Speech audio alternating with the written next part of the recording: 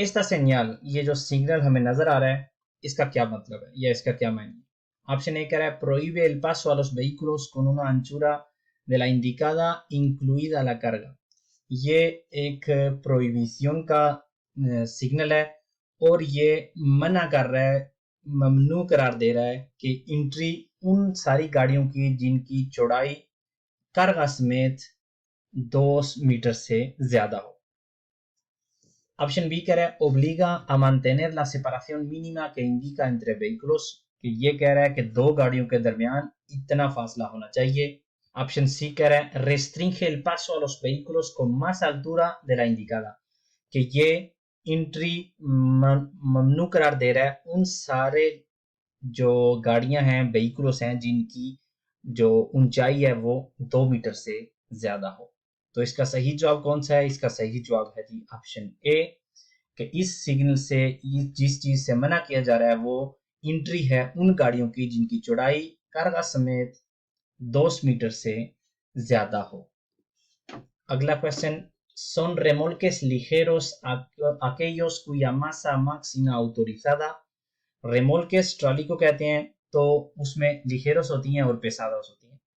तो जो लिखेरस होती हैं उनका जो मासा máxima autorizada है वो कितना होना चाहिए ताकि वो लिखेरस कंसीडर की जाए? ऑप्शन ए कह रहा है igual a 750, no superior a 750, superior a 750।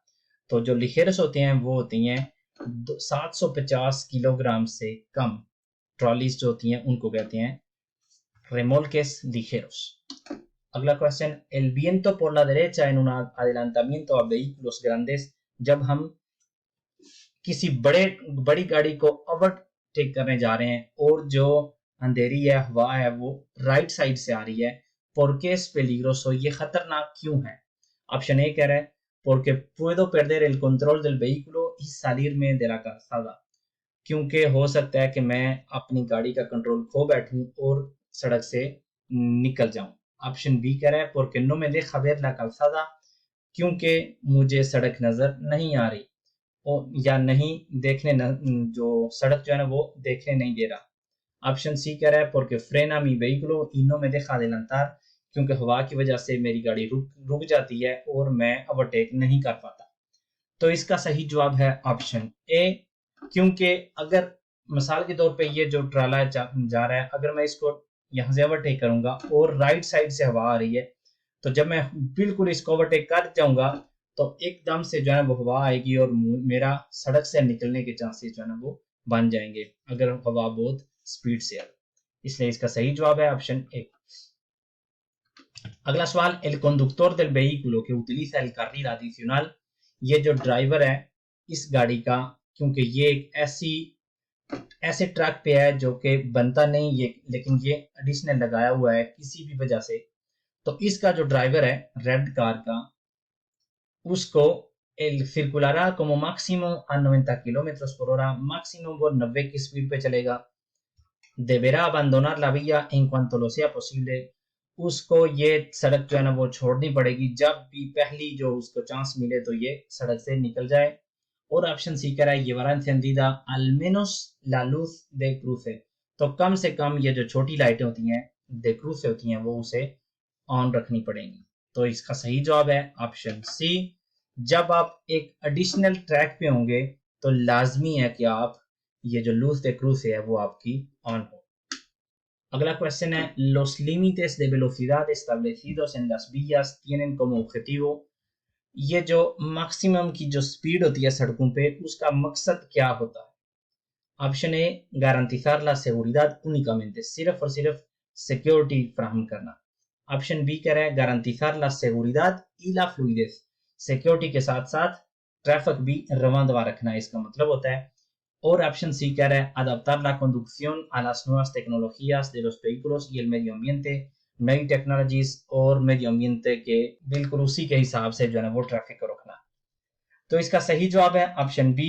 तो क्योंकि कह रहा है límites de velocidad, तो एक तो इनका मकसद होता है कि सिक्योरिटी फ्राहम करना, कि अगर एक गाड़ी बहुत तेज जा रही है और दूसरी बहुत स्लो जा रही है तो उनका एक्सीडेंट हो सकता है, तो इसलिए मिनिमम भी रखी जाती है और मैक्सिमम भी रखी जाती है।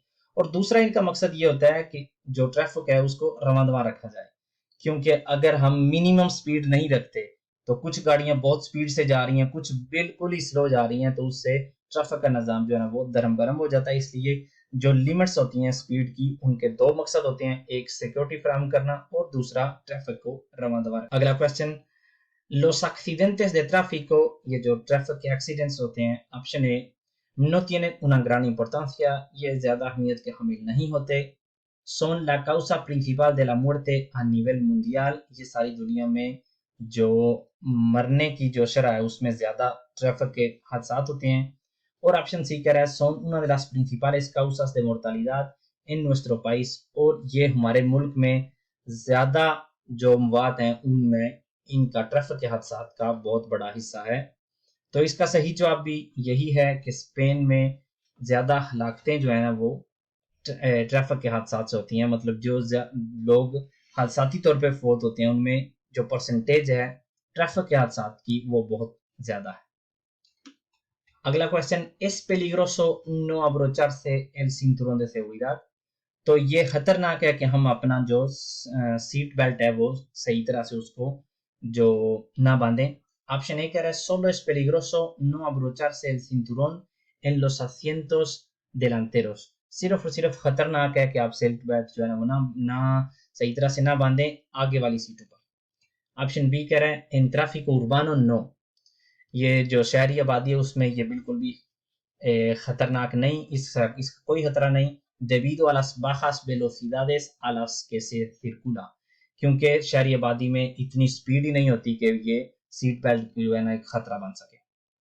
ऑप्शन सी कह रहा है सी बिल्कुल ये खतरनाक होता है, porque incluso en un choque a baja velocidad, क्योंकि एक कम स्पीड वाले चौके में भी जो क्रैश होगा दो गाड़ियों का, बेशक स्पीड उनकी कम हो, no siempre es posible mantenerse sujeto al asiento, बहुत दफा बेशक स्पीड कम हो फिर भी हमें अपनी सीट पे जो है ना वो मेंटेन रहना मुश्किल हो जाता है।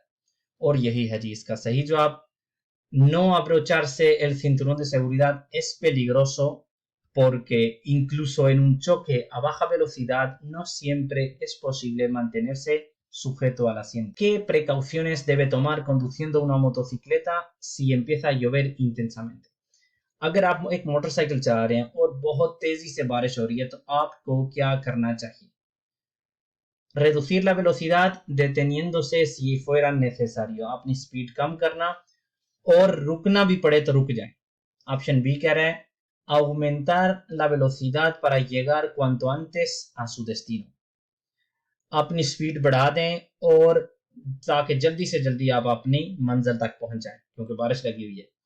ऑप्शन सी कह रहा है mantenerse muy cerca de los vehículos grandes para que le protejan de la lluvia, जो बड़ी बड़ी गाड़ियां उनके बिल्कुल नजदीक होकर जो है ना अपना मोटरसाइकिल चलाएं ताकि वो आपको बारिश से बचा सके।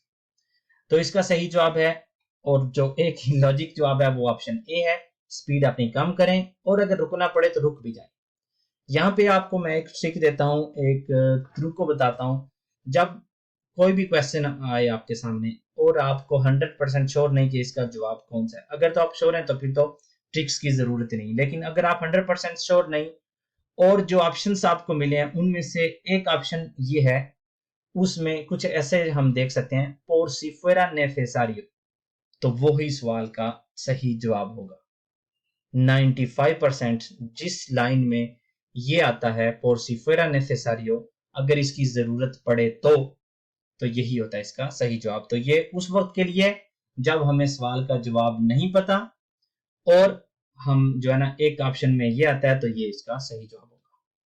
अगला question, podremos realizar un adelantamiento en una curva sin visibilidad, तो क्या हम ओवरटेकिंग कर सकते हैं एक मोड़ पे जहां पे सही तरह से दिखाई ना दे सामने से आने वाली गाड़ी या सही तरह से हमारी विजिबिलिटी क्लियर ना हो?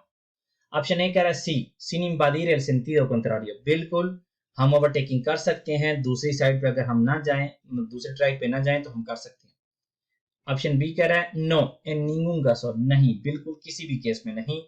और ऑप्शन सी कह रहा है सी siempre que la maniobra pueda efectuarse con seguridad, बिल्कुल हम कर सकते हैं अगर हम मुकम्मल सिक्योरिटी के साथ ये कर सकें तो इसका सही जवाब है ऑप्शन बी नो इन निंगुन caso, बिल्कुल किसी भी मोड़ पे जहां पे सही तरह से दिखाई नहीं देता हम वहां पे ओवरटेकिंग नहीं कर सकते। अगला question, esta señal indica el lugar a partir del cual, ये जो सिग्नल हमें नजर आ रहा है इसका क्या मतलब है कि इस जगह से आगे क्या है।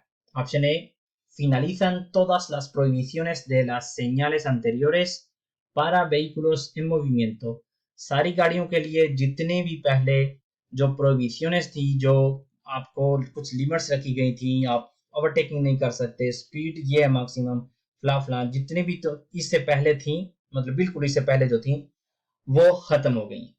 ऑप्शन बी कह रहा है comienza la prohibición indicada anteriormente, यहां से जो पहले जो सिग्नल्स आपने देखे हैं यहां से उनका असर शुरू होता है। और ऑप्शन सी कह रहा है se inician prohibiciones indicadas por anteriores señales de prohibición, तो से इनिशियन यहां से वो शुरू हो जाती हैं। ये समझ लें दोनों का एक ही जो है मतलब है, बी का और सी का।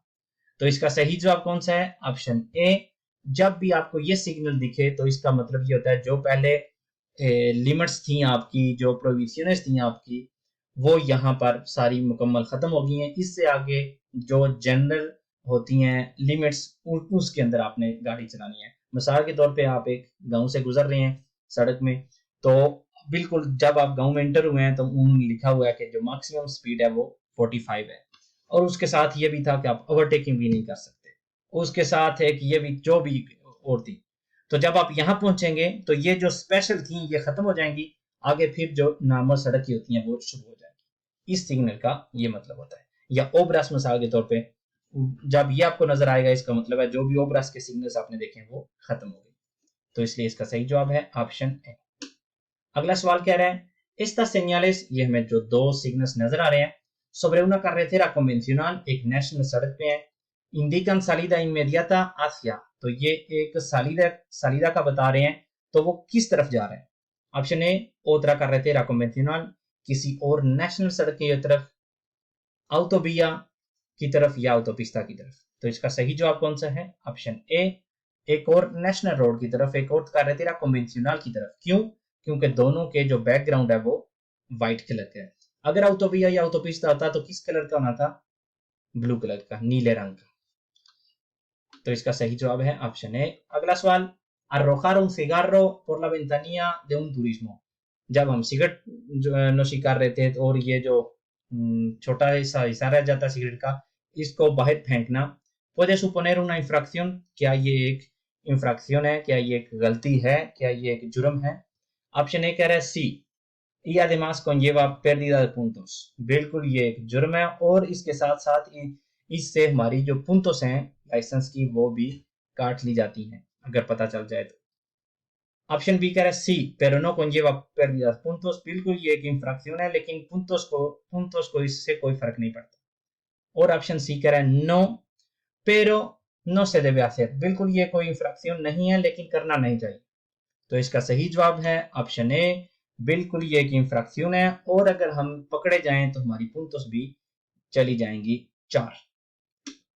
अगला question, fumar mientras conduce puede provocar, जब आप ड्राइविंग कर रहे हैं उस दौरान सिगरेट नोशी करना क्या प्रोवोकार करता है, उससे क्या होता है। Option A, distracciones y problemas de visión a causa de humo, तो हमारी जो बेध्यानी या हमें दिखने में प्रॉब्लम जो धुआं है उसकी वजह से ये पैदा हो सकती हैं। ऑप्शन बी कह रहे हैं aumento de capacidad de atención, हम और ज्यादा ध्यान से जो है ना वो गाड़ी चलाना शुरू कर देते हैं। और ऑप्शन सी कह रहा है somnolencia, मतलब हमें नींद आना शुरू हो जाती है। तो इसका सही जवाब है जी ऑप्शन ए, कि हमारी बेध्यानी बढ़ जाती है, चाहे वो सिगरेट लगाने में या हमारी जो नजर है वो कम हो जाती, नजर आना हमें कम हो जाता है धुएं की वजह से। तो इसलिए ऑप्शन ए है इसका सही जवाब। नेक्स्ट क्वेश्चन कह रहा है आई येलो इन ला calzada, सड़क पे बर्फ पड़ी हुई है, ¿qué debe hacer, आपको क्या करना चाहिए? circular con la primera marcha, que es la más corta, पहले गियर के साथ हमें गाड़ी चलानी चाहिए क्योंकि ये सबसे छोटा है। ऑप्शन बी कह रहा है acelerar para salir rápidamente, speed से जल्दी से या जो रेस है वो दे के जल्दी से निकल जाएं ताकि जितनी जल्दी बर्फ के इलाके से निकलें वो बेहतर है।